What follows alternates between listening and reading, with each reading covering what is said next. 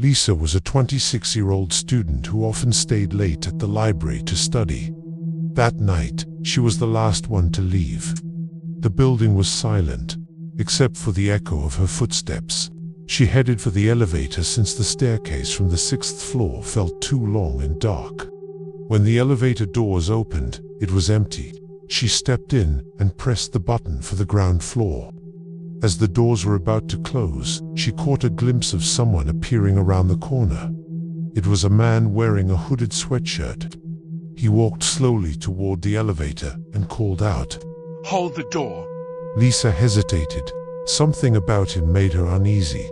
But out of politeness, she pressed the button to keep the door open. The man stepped in and gave her a brief smile. He stood silently by the control panel, staring at the floor. The elevator began to descend, but suddenly jolted to a stop between the 4th and 5th floors. The lights flickered and then went out, plunging them into darkness. Lisa's heart began to race. The man beside her said nothing. "What's happening?" she asked, her voice trembling. "No idea," he muttered. "Maybe a power outage." Suddenly, they both heard footsteps. They seemed to come from above, as if someone was walking on the roof of the elevator. Lisa froze, holding her breath. "Did you hear that?" she whispered. The man looked up and smiled oddly. "I think we're not alone." Just as she was about to ask what he meant, a cold breeze swept through the small space. That was impossible. They were sealed inside. The man slowly turned to her and said, "Maybe you shouldn't have held the door." At that moment, the elevator doors slid open, but not to the ground floor. In front of them was a dark, unfamiliar space that looked nothing like the building.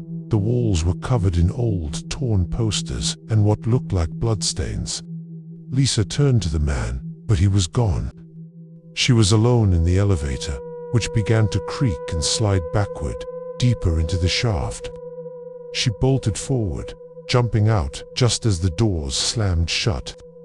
The elevator plummeted downward, and the crash echoed through the building. Gasping for air, Lisa stood up and noticed something strange. On the wall in front of her was a photo of the man in the hood, with a date beneath it. 10 years ago, died in an elevator accident in this building. The building lights flickered back on, and she heard the elevator returning. The doors opened. The cabin was empty, but lying on the floor was a folded piece of paper. When Lisa picked it up, it read, "Sometimes, politeness is a dead end."